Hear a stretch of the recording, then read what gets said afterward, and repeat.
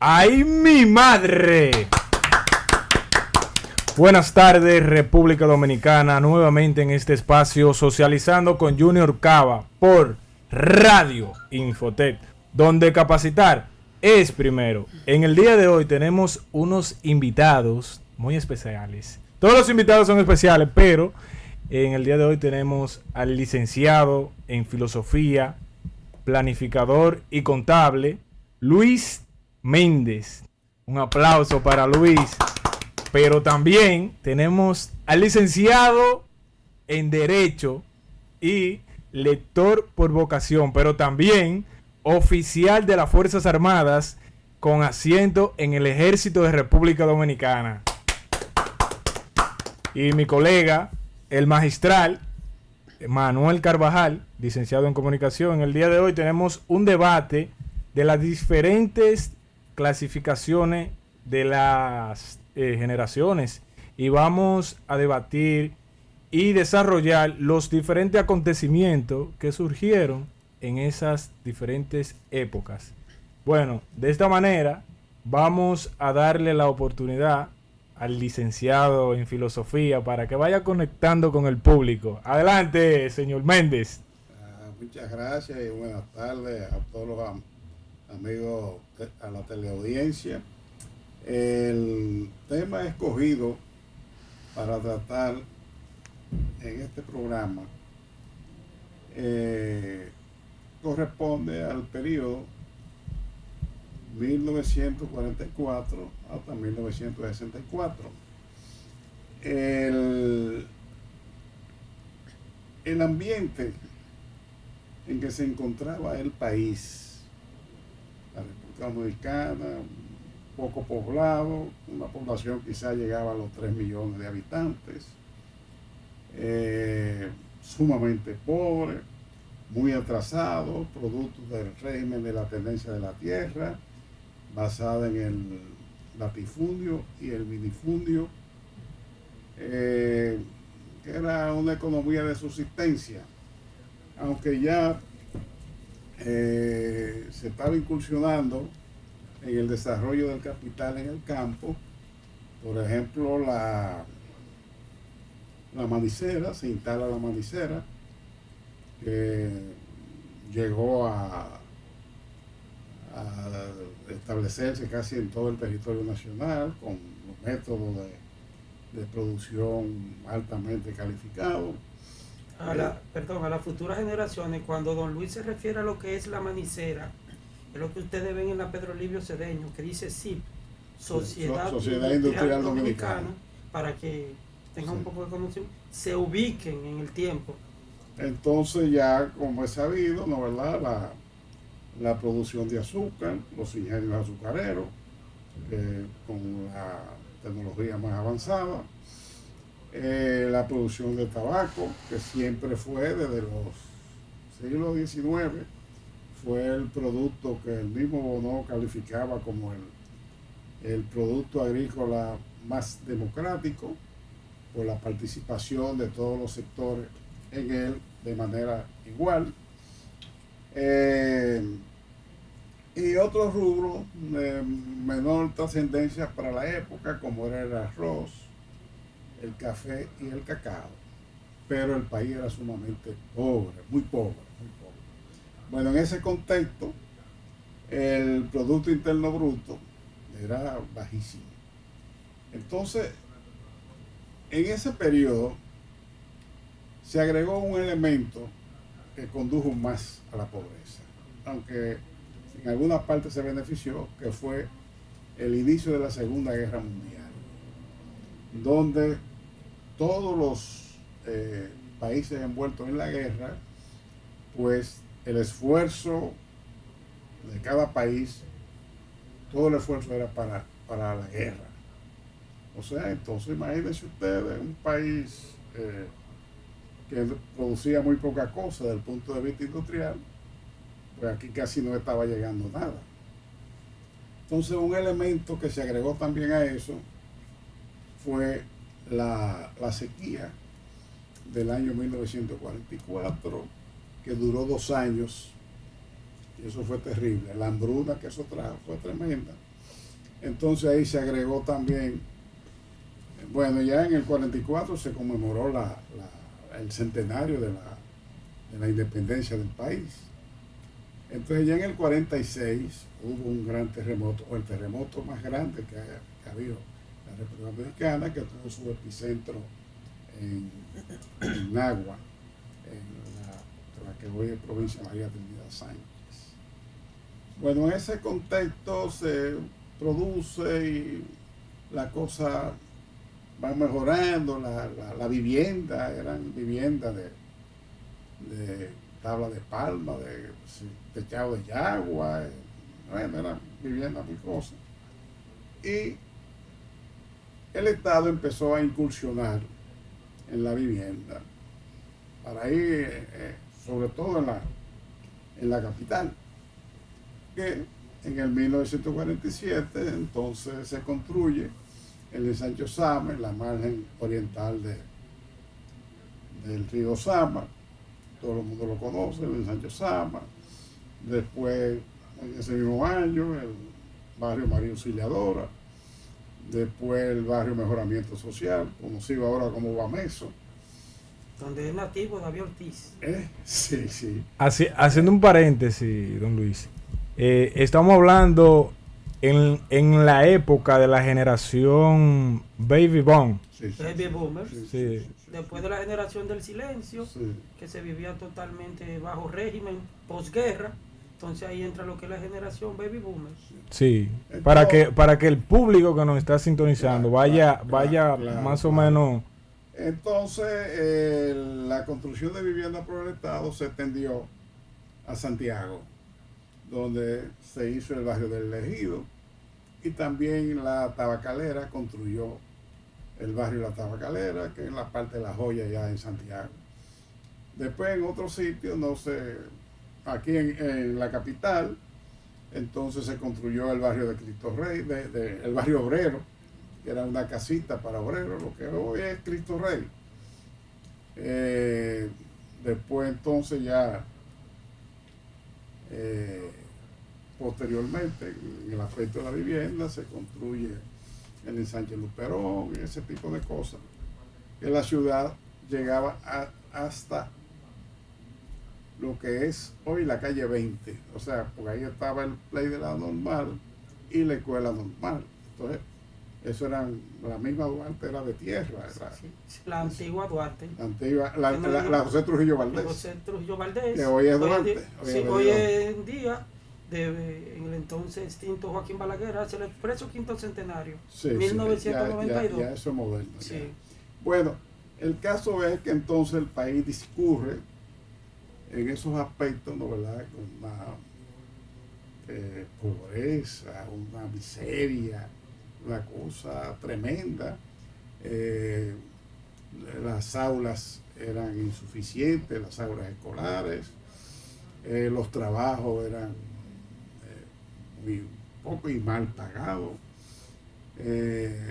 Bueno, ya en el año 50, entonces ya el gobierno, el Congreso el gobierno promulga la ley, el Código Trujillo de Trabajo, que ya hay unas conquistas ahí de la jornada de trabajo de 8 horas, ese tipo de cosas que consagra el Código de Trabajo. Entonces, a nivel internacional, el país no está lejos de esos acontecimientos. Con la rendición de Alemania el 29 de abril de 1945, pues el mundo tiene un respiro, pero a un precio muy alto. 50 millones de muertos, 100 y pico de millones de heridos, y una cantidad enorme de riqueza producida por los pueblos para destinarla a la cuestión de la guerra. Eso fue tremendo. Bueno, entonces en ese contexto se termina la guerra. Inmediatamente ahí empieza lo que se conoció después como la Guerra Fría, que fue la confrontación de los Estados Unidos, la Unión Soviética y todo eso que ustedes habrán oído hablar y conocen. Entonces se produce, se organiza en Cuba por los exiliados dominicanos lo que se conoció la expedición de Cayo Confite, que no se logró realizar, pero llegó un solo avión, que fue el avión Catalina, que aterrizó en Luperón y fue puesta fuera de circulación ahí mismo, o sea que eso no pasó de ahí. Y luego entonces en Cuba se produjo el derrocamiento del gobierno de Pío Socarrás por Fulgencio Batista, llega al poder y ahí vienen entonces las cosas, viene cierta tranquilidad, pero el gobierno en el año 53 firma con el Vaticano el Concordato. El Concordato es un tratado entre la Iglesia Católica y el Estado, donde llegan a una serie de convenios, ¿verdad?, para el funcionamiento de las iglesias y bueno, ese tipo de cosas. Pero ya en el año 55 se inaugura lo que se conoció como la Feria de la Paz y Confraternidad del Mundo Libre, lo que es hoy el Centro de los Héroes, que fue un acontecimiento de trascendencia internacional muy importante, que aunque la inversión que se hizo ahí puso en crisis al gobierno, porque se gastó un dineral en áreas no productivas, muchos millones, cientos de millones de pesos, equivalente a dólares en ese tiempo. Era mucho dinero, entonces para un país pobre, extremadamente, sobre todo un país época pobre. Entonces, ahí viene las elecciones del 55, del 57, que eligen a Héctor B. Trujillo, alias Negro, como presidente y Joaquín Balaguer como vicepresidente, en el periodo 57-61. Bueno, entonces llega el triunfo el 1 de enero de 1959 de Fidel Castro y el movimiento 26 de julio en Cuba.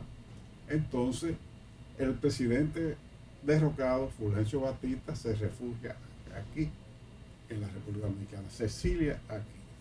Bueno, eso entonces hizo que el gobierno de Trujillo pues se alentara y poco tiempo después, en abril, formó la Legión Extranjera Anticomunista con el propósito de invadir a Cuba o de resistir cualquier invasión por parte de Cuba aquí.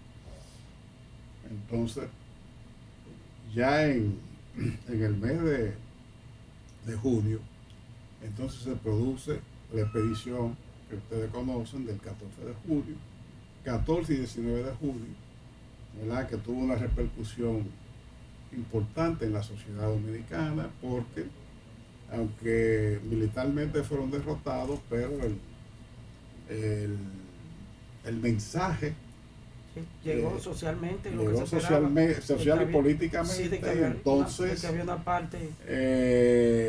Inmediatamente el gobierno concluye las operaciones militares el 12 de julio, pero ya en septiembre se forma la conspiración de los sargentos en la Fuerza Aérea, en la aviación militar dominicana, que era que se conocía. Era un grupo de muchos sargentos, 40 y pico desaparecieron, que el propósito era eliminar a Trujillo. Entonces, inmediatamente después, en enero del 60, es descubierto el complot del movimiento clandestino 14 de junio. Ahí se produce, bueno, el gobierno hace el despliegue, ¿no?, ¿verdad?, represivo, pero ahí se produce un hecho importante, que es el rompimiento de la iglesia y el gobierno, que toda la vida estuvieron de manteles, Y ahí entonces, porque los integrantes de ese movimiento clandestino 14 de junio eran gente, ¿no verdad?, de la clase media alta, y bueno, entonces esa carta pastoral se leyó en todos los templos del país, y eso creó un conflicto entre la iglesia y bueno, eso estuvo ese año muy movido políticamente, y finalmente termina con el ajusticiamiento de Trujillo. Entonces, ese ajusticiamiento de Trujillo culmina con un malestar económico tremendo, porque Trujillo gastó el dinero de la Feria de la Paz, pero también duplicó las Fuerzas Armadas, o sea, elevó los gastos militares enormemente, y también la condena por parte de la OEA, que lo condenaron por el atentado al presidente de Venezuela, Rómulo Betancourt. Eso hizo, ¿no verdad?, que la OEA lo condenara, todos los países americanos, incluyendo los Estados Unidos, rompieron relaciones diplomáticas. Los países miembros de la OEA. De la OEA, todos acataron. Tenemos esa multa todavía en periodo de tiempo. Porque el país nunca cayó en sanción. El país nunca cayó directamente en sanción. Si no se personalizó en lo que fue el régimen. Eso concluyó levantaron la sanción ya muerto Trujillo, o sea, poco tiempo después, porque Balaguer en ese tiempo, Negro Trujillo había renunciado por los problemas internacionales que había, y había renunciado. Entonces Balaguer, que era el vicepresidente, ocupó la presidencia de la República. Pero tres factores contribuyeron a que esa generación del periodo que estamos hablando sintiera el peso del hambre y la miseria, porque todo estaba restringido. Y entonces eso...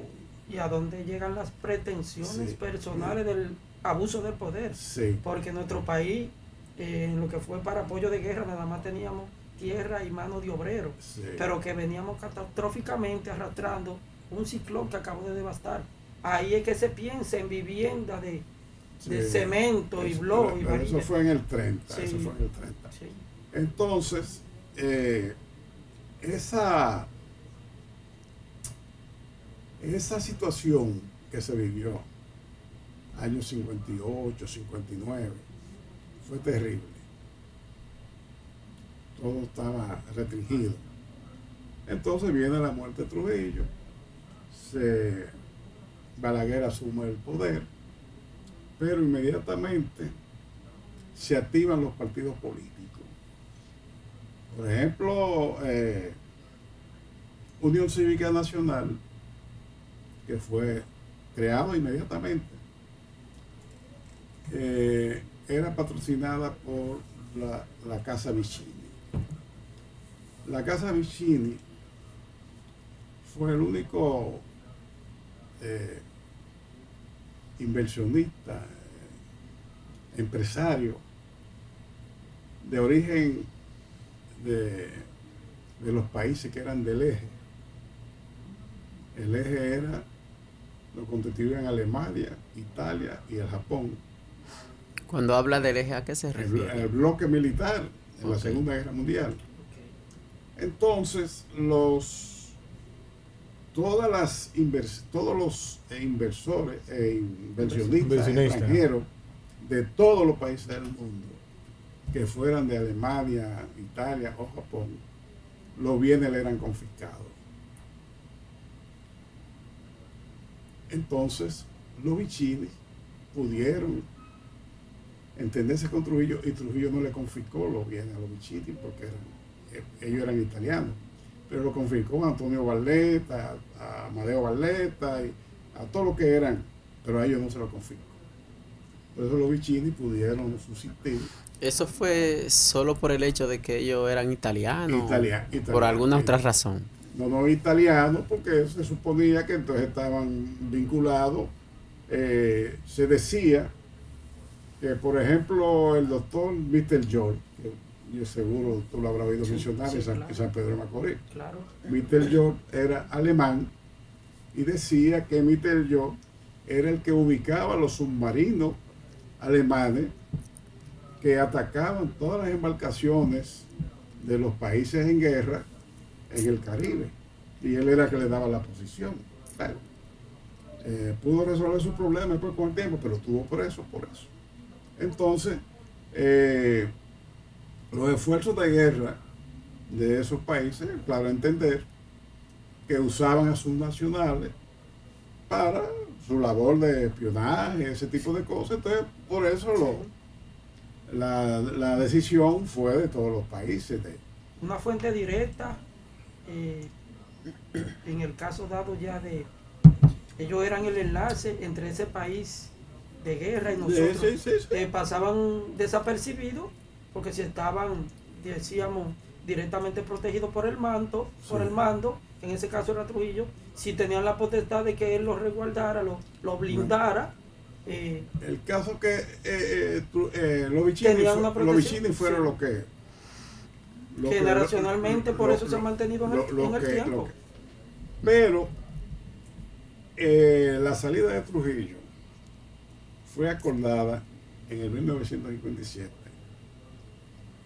por la Iglesia Católica,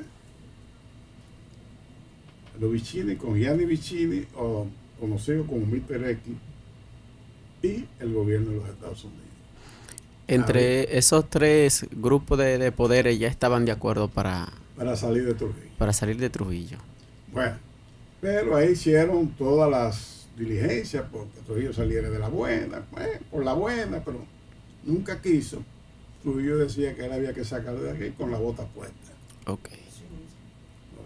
Bueno, entonces, pero los Vicini, porque todas las tierras del ensanche Luperón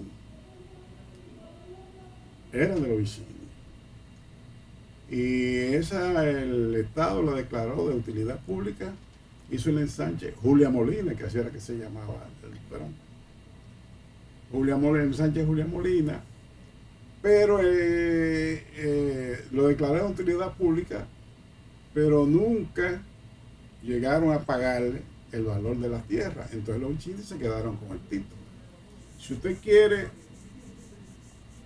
es propietario de una casa en Sánchez Luperón y usted quiere su título, tiene que hablar con los Vicini. Todavía en la actualidad. En la actualidad. Ok. Y toda esa tierra de ellos.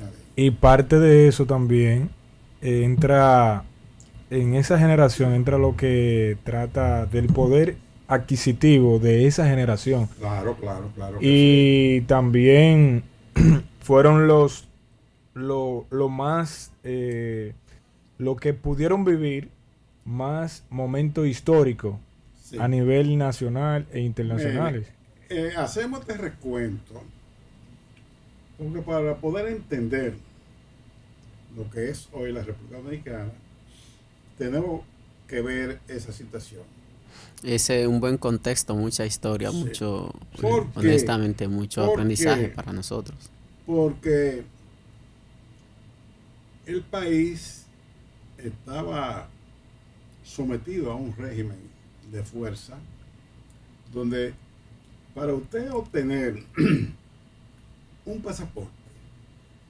pasaporte normal, usted tenía, eso lo investigaba el Servicio de Inteligencia Militar.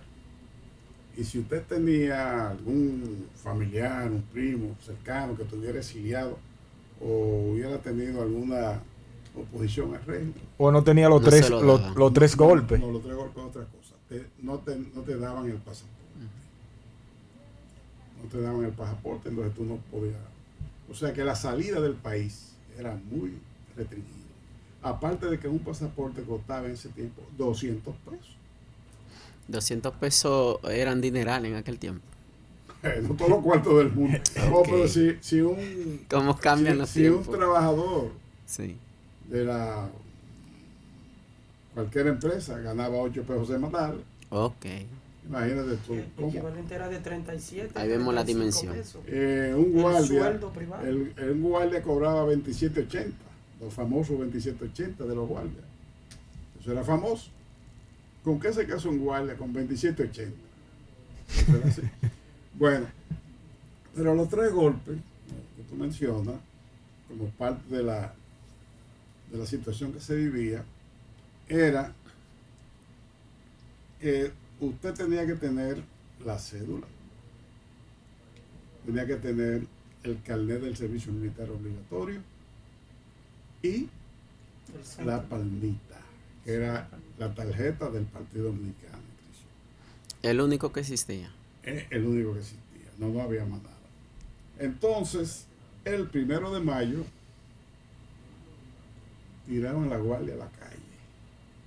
El 1 de mayo. ¿De qué año estamos hablando?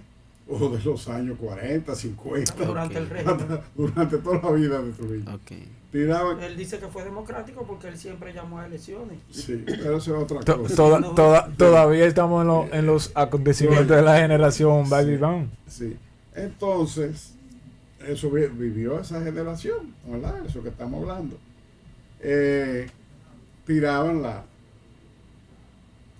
guardia a la calle, montar a caballo, que había un escuadrón de caballería y eso era, todo el mundo, el juidero, porque la cédula costaba 1 peso.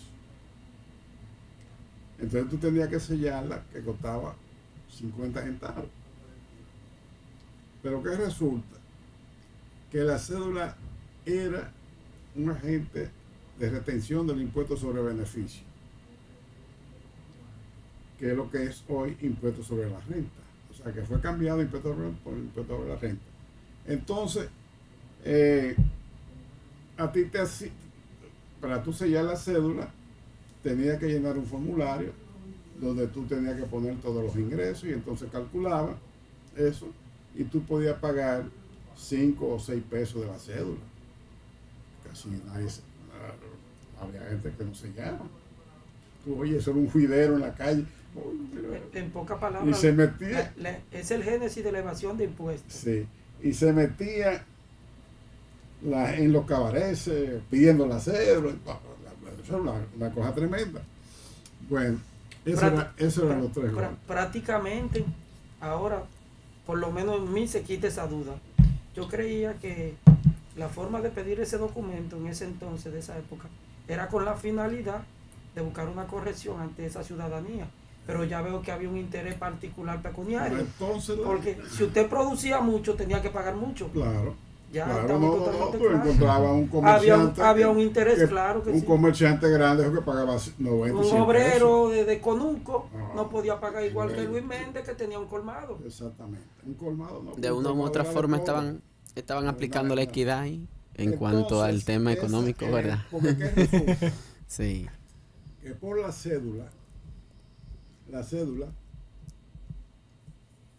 tenía sanciones. O sea, si no la sellabas, o sea, te llevaban preso era mediante una ley. Si tú no la sellabas, te llevaban preso, entonces tú eras pasible de sanción. La ley contemplaba de 3 a 6 meses de prisión.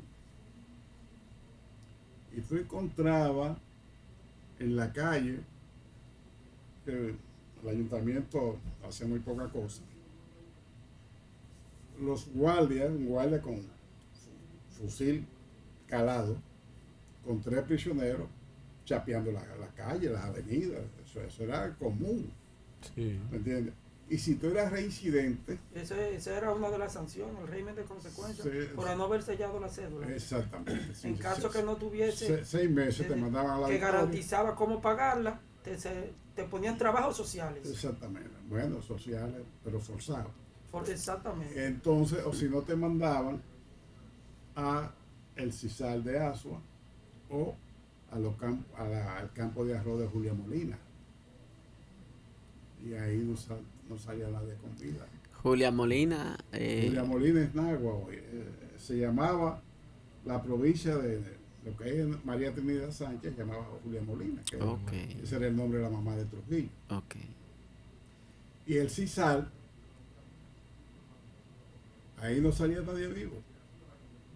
El que iba, porque eran gente de pueblo que no estaban acostumbrados al trabajo forzado. Bueno, muchos morían.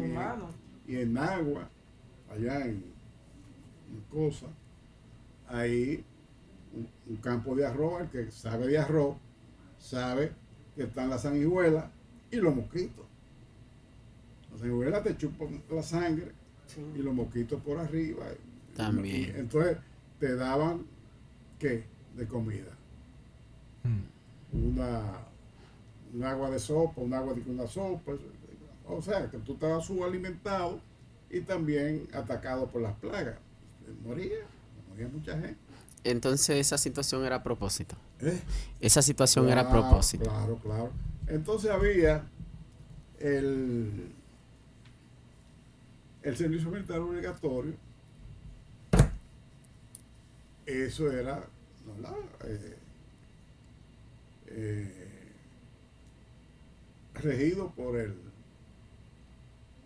Código Militar, o sea, la ley orgánica de las Fuerzas Armadas, porque el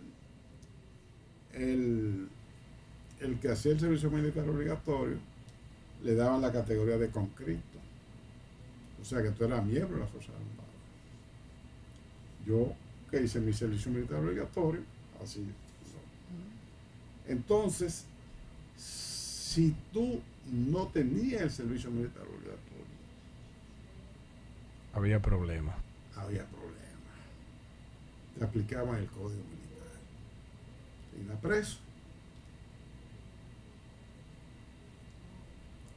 Pero también con la inscripción del Partido Dominicano, si tú no eras del partido, si tú no tenías la tarjeta, te catalogaban de enemigo del régimen. Entonces tú tenías que hacer y te mandaban, vaya al local del partido y traiga su inscripción aquí. Su permiso o su certificación. Y si eso se extendía, te enviaban al SIN. Entonces, por ahí podía haber mucha gente perdiendo la vida. Por cuestiones sencillas que ahora uno dice, bueno, pero eso era lo que se vivía. 65-80, generación X. Esos acontecimientos. Bueno, 65-80, el año 1965 se inicia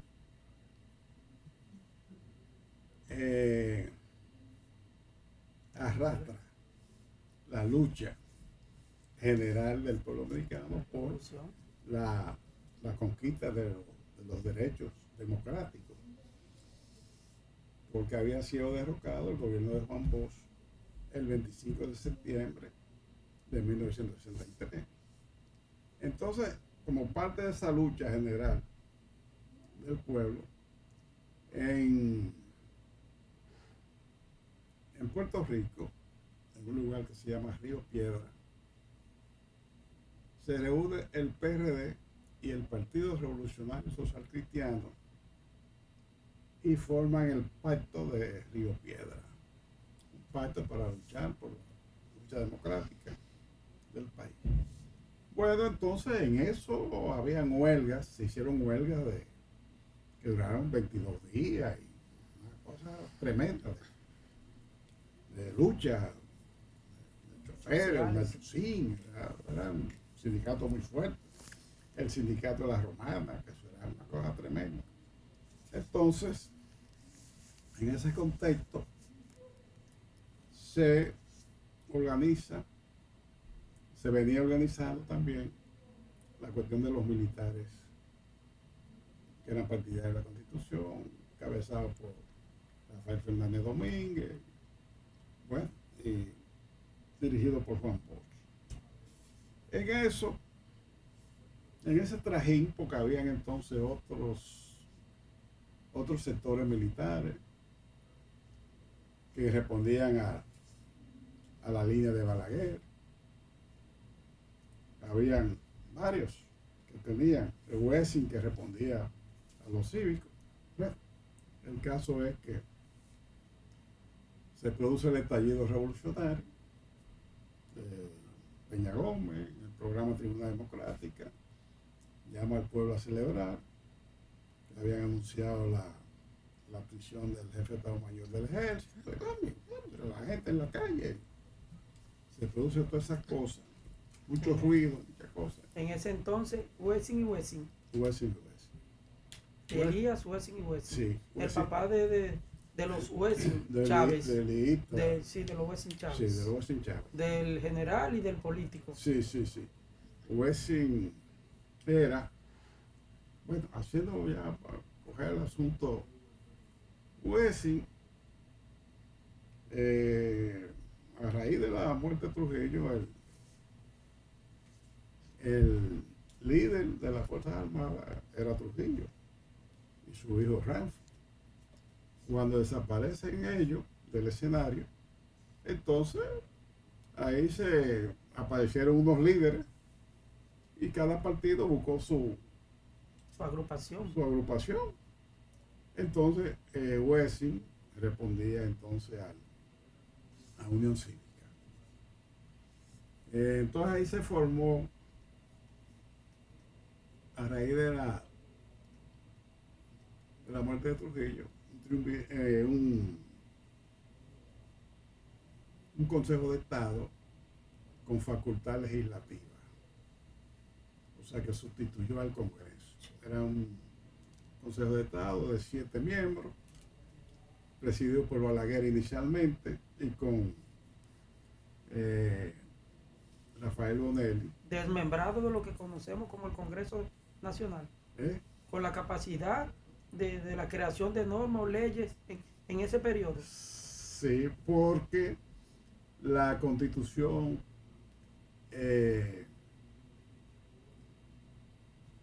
vigente era hasta el 62. Entonces no habían diputados, no habían cosas, no había nada. Todo eso quedó en el aire. Por eso históricamente tenemos que la Constitución más democrática es la del 63. La del 63. Entonces,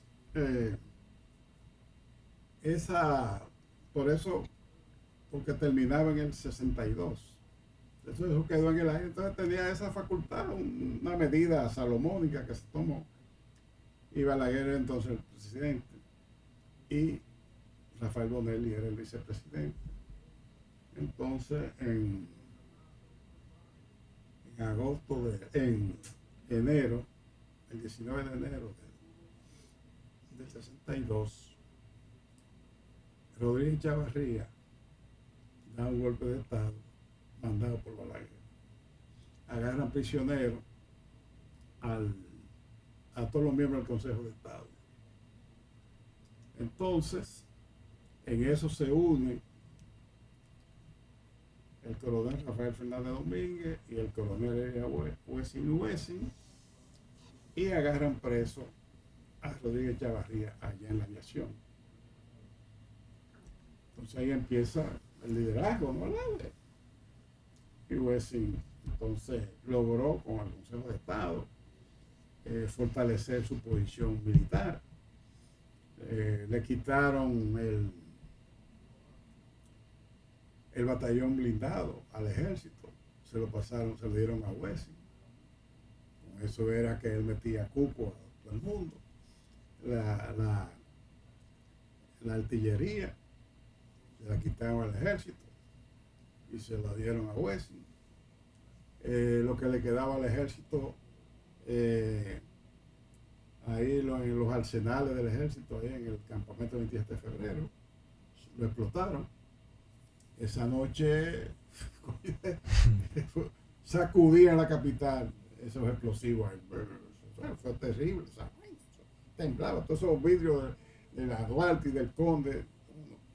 Eso lo explotaron para desarmar al ejército, porque había una punta muy fuerte. Bueno, el caso es que entonces se produce en ese contexto de que Wessing estaba favorecido por el régimen. Entonces viene el alzamiento militar y bueno, las tropas de San Isidro fueron derrotadas. El famoso batallón blindado se lo quitaron a San Isidro. Se veían los tanques ahí en la Duarte, por ahí Santa Bárbara, y la gente con pueblo, lleno de gente, y pueblo, y una cosa del carajo. Una algarabía. Sí, la gente andando en los tanques, la vaina, la cosa. Pero fue una batalla fuerte. Esa batalla, porque ahí tuvo los militares constitucionalistas tuvieron dos cosas a su favor, que fue al repartir las armas de los campamentos militares, pues ahí mismo se formaron, que sin experiencia, sin nada, pero con arrojo, 10.000 o 15.000 gente, hombres y mujeres, gallardos. No sabían tirar, pero se hacían. Tenían la convicción propia. Sí, no. Y la gallardía. Entonces, ese hombre de armas. Sí. Entonces, eso agarró entonces el batallón, la San Isidro tenía la aviación con los aviones, la aviación tenía su artillería, tenía tropas especiales y tenía los paracaidistas, la aviación sola. Wessing tenía el batallón blindado y tenía la artillería y tenía la infantería. Entonces todos esos se unieron para atacar aquí, a la capital. Y se le suma entonces la Marina de Guerra. Eso es lo que se conoce como la pugna del puente Juan Pablo Duarte. La batalla del puente Juan Pablo Duarte. Entonces cuando viene San Isidro, con todo su poder, toda su cosa, ¿verdad? Avasalló el puente ahí, bombardeando y matando. Pero que resulta que el plan de batalla de San Isidro era llegar al Liceo Juan Pablo Duarte. Ustedes saben dónde está el Liceo Juan Pablo Duarte, ¿verdad? La normal de Juan Pablo Duarte. Cruzar el puente, llegar al Liceo Juan Pablo Duarte, establecerse ahí, y también en Ciudad Nueva, en el Liceo Salomé Ureña, ahí en esos dos sitios. Pero, ¿qué pasa? Que parece ser que ese plan de batalla fue muy ambicioso. El caso es que cuando son enfrentados allá en el puente y desarticulan el batallón por la experiencia militar de Ilio Capozzi, que era un italiano, veterano de guerra y entrenador de los hombres rana, un hombre de muchísimas cosas, fue el que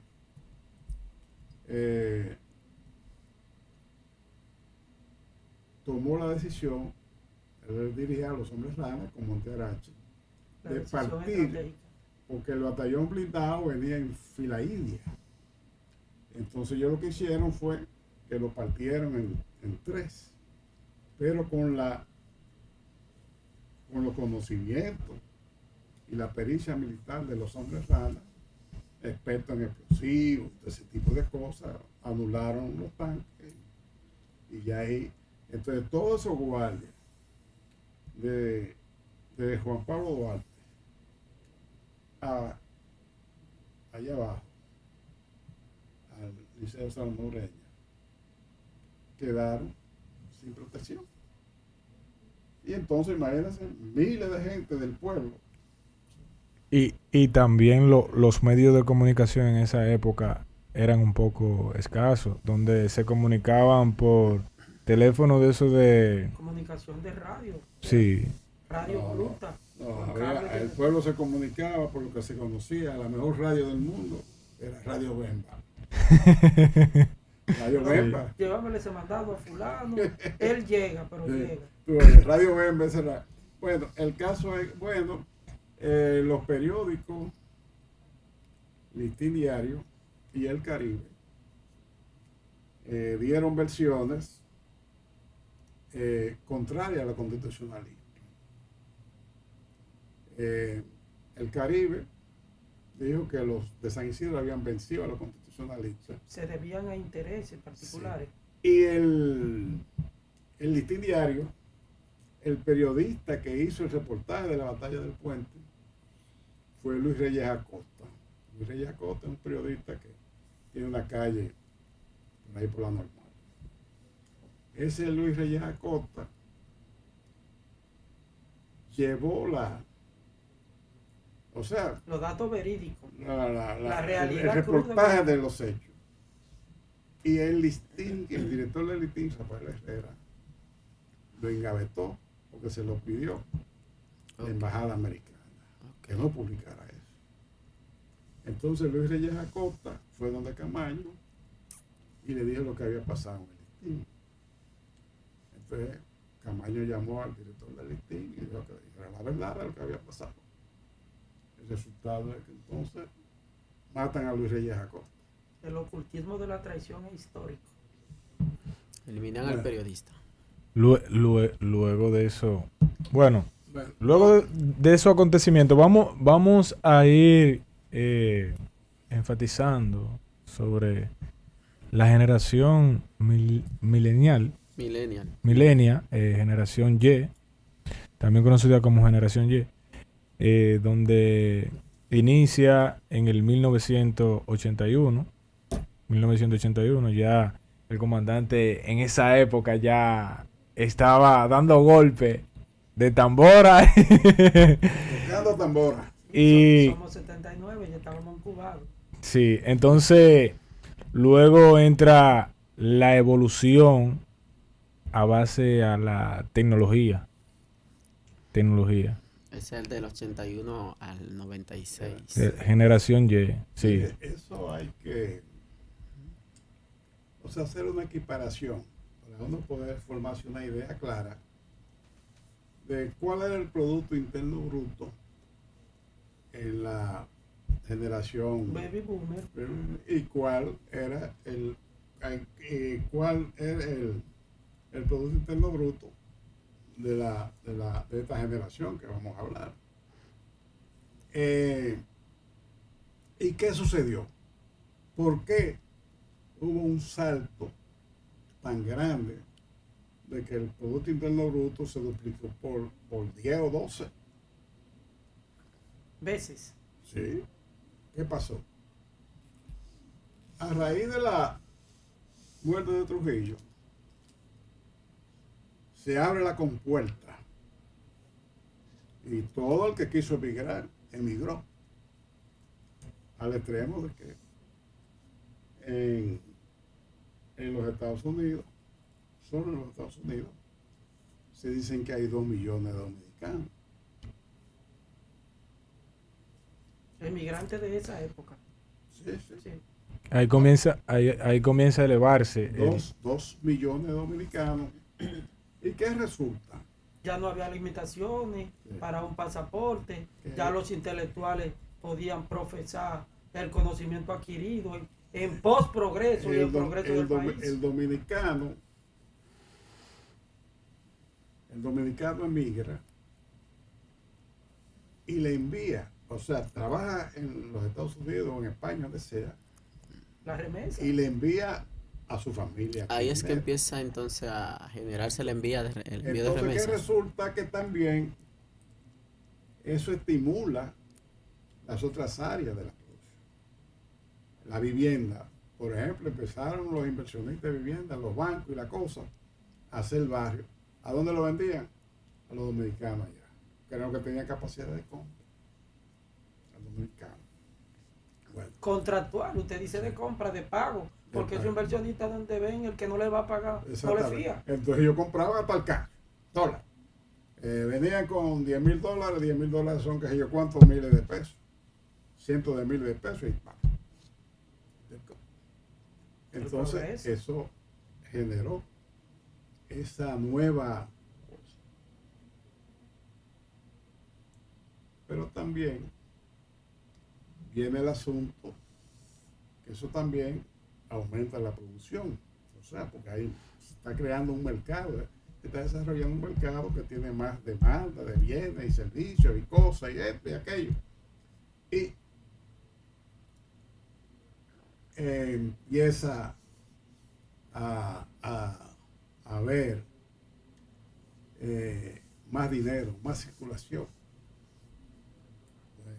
El comercio se activa. Se eleva La economía se activa. Se activa. Entonces, ese renglón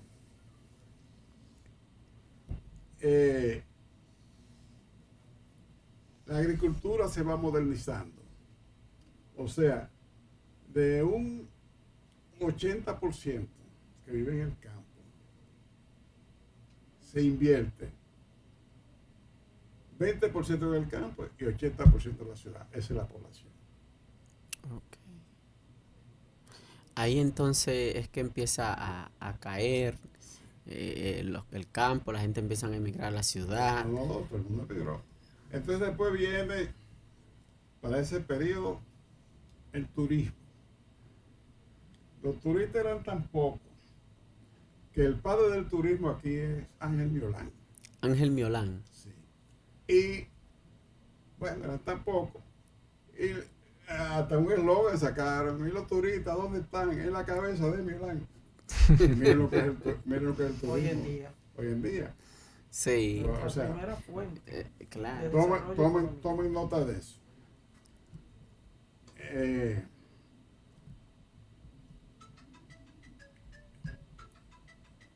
pasa. Los dominicanos fuera. La fiebre de los 80s, 90s, Sí. los viajeros. Los dominicanos fuera. El turismo.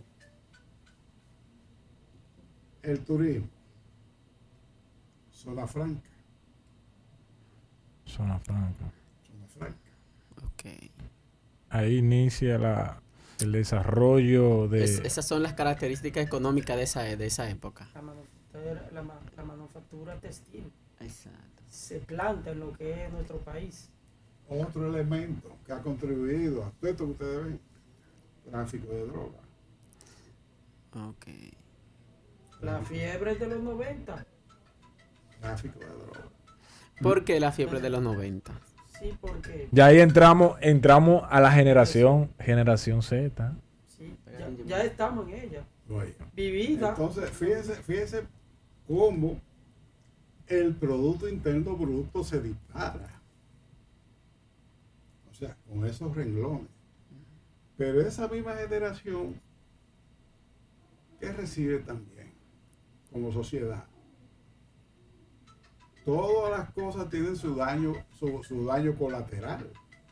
Y tú lo sabes bien. Lo fácil se ve. Oye, el daño colateral, entonces, toda esa migración de 2 millones, Las deportaciones masivas. vienen, aprenden cosas nuevas allá, las traen aquí, tienen la influencia que ellos son que mantienen a la gente. Los muchachos aquí, allá.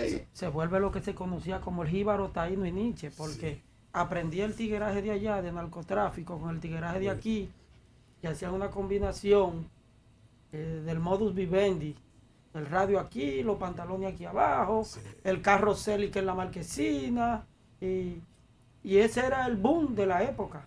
Mira, allí hay un viajero, prendía la calle. Sí. Oye, entonces ese daño colateral es lo que nosotros estamos viviendo hoy. Antes, cuando Trujillo no podía haber ese daño colateral, pues la gente no salía. Pero ahora sale con la influencia, con el poder económico que posee el dominicano, que aquí no lo tenía. Entonces vienen todos esos males. La crianza de los Estados Unidos, hogareña. ¿Usted sabe cómo es? Que un padre No le puede pegar una pela a un hijo. Ya. Así es. Que también se fue clasificando como generación de cristal. Sí. Generación de cristal. Entonces ya ahí entra esa cosa de tratar de intimidar a los padres para el desarrollo y la prevención de la pérdida de esa... Entonces, todo eso, esa mala crianza, que están arrepentidos los sociólogos que fueron los redactores, los que apoyaron. Están arrepentidos de eso. De que en parte esas medidas que se veían de crueldad y arbitraria o digamos abusivas, ese método de crianza, hoy en día, por necesidad de lo que se vive, la sociedad lo exige. Como muchos decían en esa época, necesitamos Trujillo, es porque cuando ya hay cosas que se salen de las manos, así es, tiene que haber alguien que se empantalone y diga la sociedad va por el ritmo. Ahora bien, cuando yo veo ahora ya en lo que entramos es esta generación alfa que dice Don Luis, yo vi una película que me llenó de mucho, que se llama La señora Miss Peregrine y los niños peculiares, pero que hay una parte de que todo el mundo quiere hacer, pero usted no puede hacer si no se preparó para hacer. ¿Me da a entender? El peso de Don Luis generacionalmente con mi peso no va a ser lo mismo. Debe de haber un marco de respeto generacional. ¿Debido a qué? Quizá me vean abstracto, obsoleto, no acorde, cuadrado, ruso, como me quieran decir. Se debe a que lo que fácil se adquiere, fácil se va. Cuando me refiero y hago el relato de lo que es esa película, es por unos personajes que se llaman los huecos. Que esos niños de la señora Miss Peregrines tienen ciertas peculiaridades, que lo de ellos es por su defecto, aún teniendo un defecto, aún teniendo un defecto como ser vivo, hacen el bien. Y los huecos tienen todo menos la convicción de servir y quieren acabar con esos jóvenes. Ahora bien, que yo le encomiendo y le digo a estas generaciones, el momento de apaciguar el espíritu, la retención en conocimiento, porque tú no puedes coger todo al vapor si no lo vas a procesar para transferirlo. Estas generaciones van tan rápidas que lo que ellos adquieren tienen que soltarlo ahí mismo, porque de un cierto tiempo ya ellos no lo buscan cómo aplicarlo, sino lo ven que es como un peso de tanto conocimiento que tienen. Entonces, si usted no lo va a procesar en pos bien de la sociedad, esos conocimientos caen en lo que dijo Luis ahorita. Ahí vienen los problemas, ahí vienen la contracultura. Ahora mismo lo que está prevaleciendo lo tóxico, yo sé de lo que digo, la sociedad va todos los días en detrimento, al revés. Los estamos viviendo por los últimos casos de violencia, en escuelas, en la familia, porque no hay un marco de respeto. ¿A qué vienen? Estas generaciones tienen de todo, pero no tienen de nada. La empatía humana. Ahora bien, si no la desarrollan en los hogares,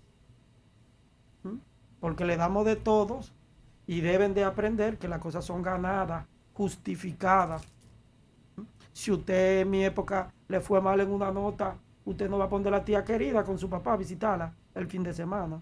Entonces ahora lo que hacemos es que premiamos. Desventaja de la generación actual. Eso viene siendo... Es el mal. No sería una desventaja. Sería un meollo que está acabando con los jóvenes. ¿Cuáles fueron las desventajas que hubo en las generaciones antepasadas y las ventajas positivas de dichas generaciones para ya como estamos cortos de tiempo y enfatizando, y de esa manera también decirle de dónde nace Don Luis, dónde nace el comandante licenciado Reyes y a qué generaciones pertenecen. Ah, Bueno, lo que hay que establecer es los parámetros.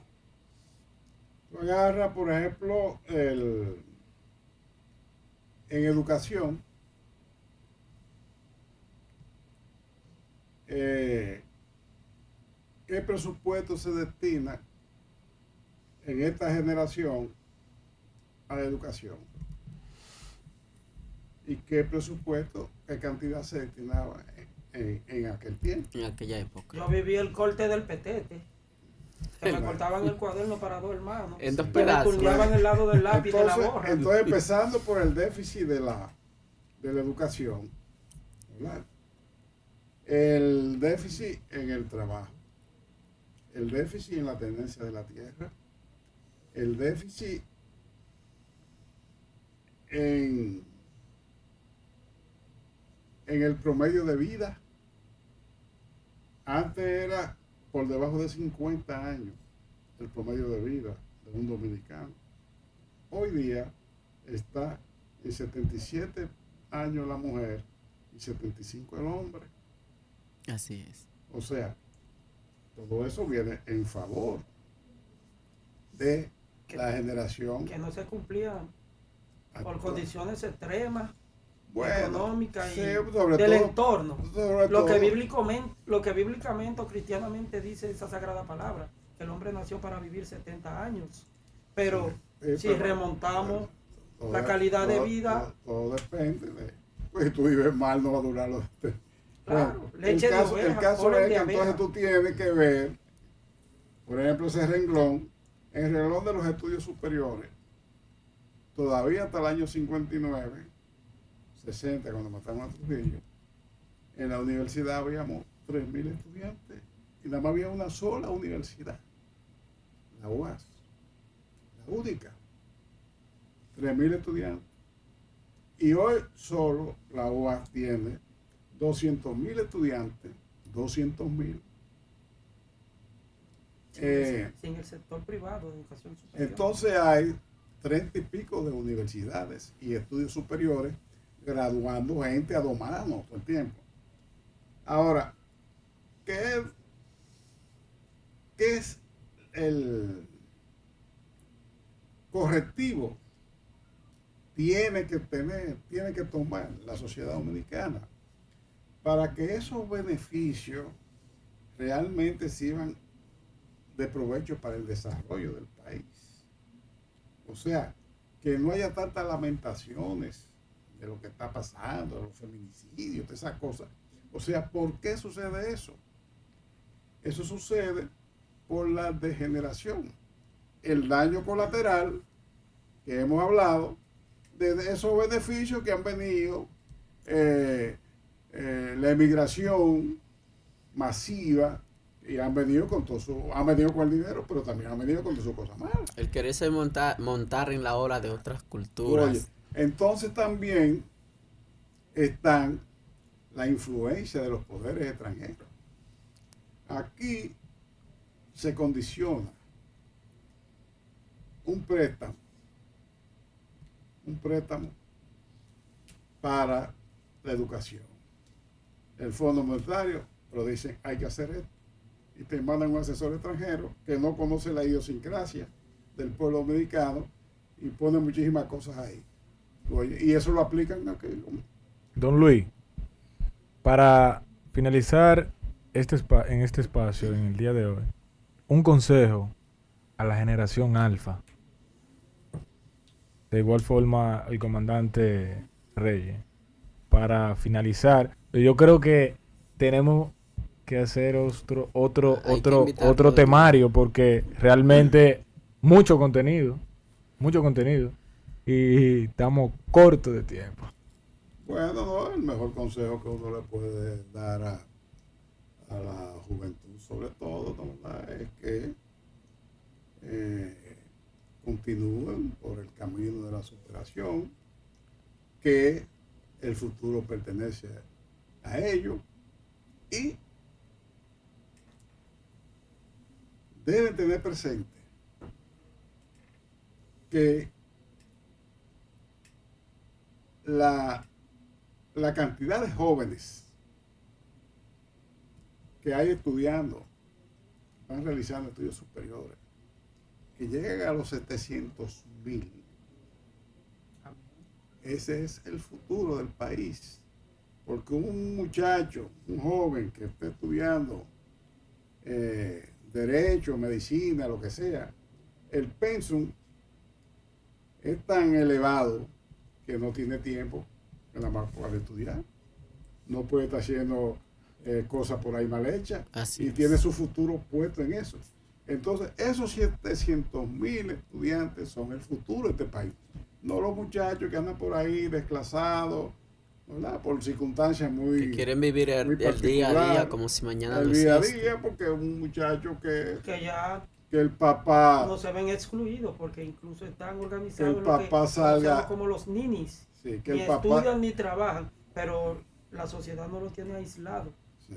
Consejo y palabras del comandante Rey para esa juventud. ¿Qué le digo? Yo vengo de un sector que tiene su parte buena y su parte mala, porque donde quiera socialmente hablando, lo que somos de barrio lo hemos vivido.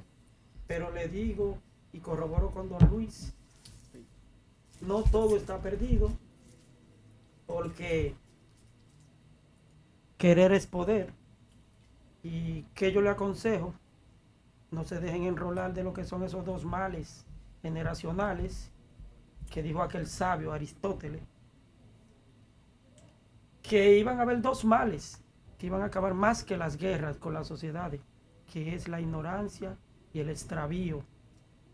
O mejor dicho, llanamente, quizá Luis, porque lo escuchaba de mi abuelo, de un método jocoso que los abuelos le decían a uno, caminando y miando no se hace espuma.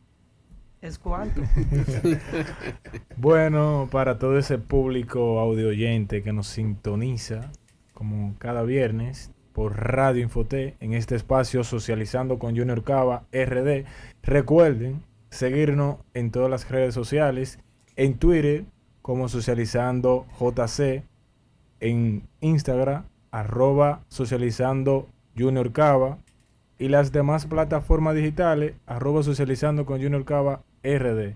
Esto ha sido todo por hoy. Hasta la próxima.